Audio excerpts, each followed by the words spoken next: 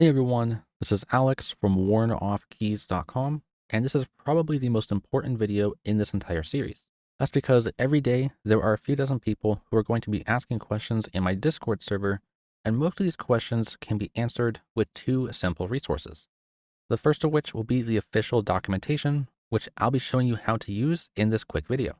This is basically the instruction manual for Discord.js, and if you ever run into any problems when following my tutorials or in making your bot on your own, chances are this documentation is going to help you solve it.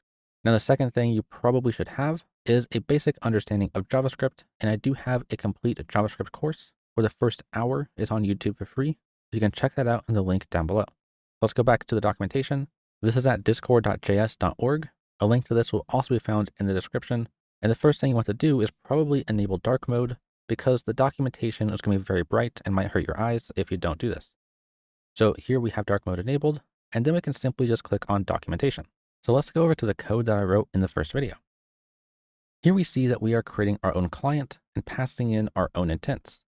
But how did I know that we had to pass in our own intents? And also, how did I know which intents to pass in, such as guilds and guild messages?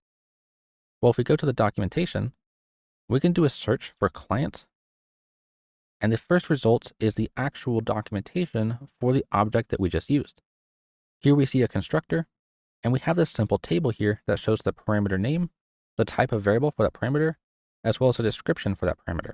So here we have options, and if I click on the type right here, it's going to open up a different section where it's going to explain what the information is. So these are all things we can pass into the client, and if we scroll all the way down, we see intents right here. So this is the actual property that we're passing in right here. Let's go ahead and click on intents resolvable. And now we have a couple different options. We are using intents.flags as we see in the code right here. So I'm going to go ahead and click on this. And now I get a full list of which intents we can use. So this is how I knew which ones we had available that I can actually pass into my bot. But how do I know which ones are actually going to be useful and what I'm going to receive? Well, there's an intents calculator made by Zyad87. A link to this we found in the description. And you can simply just click on some of these intents, for example, guilds and guild messages, and it's going to show you all of the possible events that your bot will then receive. So if you're not sure which intents you need for your bot to actually work, you can go ahead and use this simple calculator. Let's look at a couple more basic examples for the documentation. So if I go back to my code, we see client.on message create. Well, how did I know that we can use message create, and how do I know that we can use ready? Well, it's in the documentation. If I go back a few pages to the client, we see properties, methods, and events. So these are all the events we can listen for our client object. If we scroll down, we see message create right here. And if you've used Discord.js before, you might be familiar with message. I mentioned that this was deprecated in the first video and that we shouldn't use it anymore. And how do I know this? Well, because there's a deprecated warning right here. This means that this is probably going to be changed or removed in future versions. And people will often do this to give developers who use their libraries a heads up to go ahead and make the correct change. So here, they're now wanting us to use message create. Clicking on it, we see a simple table with just one parameter. Simply, it's just our message. So I can click on this, and now we see our message here.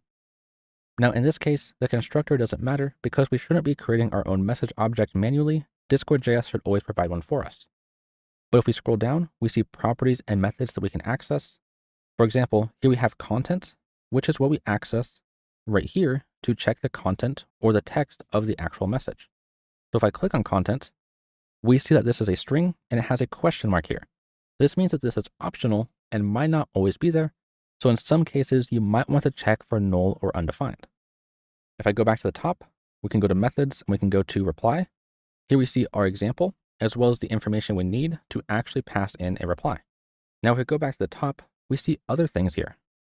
We can edit, we can delete, we can pin the message. There's plenty of things we can do. And if we look at the documentation, we can see all the options we have for methods and properties. So if you're ever stuck when following one of my tutorials or just making your bot on your own, I would highly encourage you to first check the official documentation. And if you need help past that, then go ahead and join the WarnOffKeys community Discord. We have almost 10,000 people in here. And once you join, you can click on how to ask for help near the top of the screen. Read these instructions carefully on how to ask for help, and that should give you access to all the coding help channels where you can then ask your questions and get help from the community. Thanks for watching the video. If you want access to video source code, as well as early access to future tutorials, consider clicking on the join button down below the video to support the channel.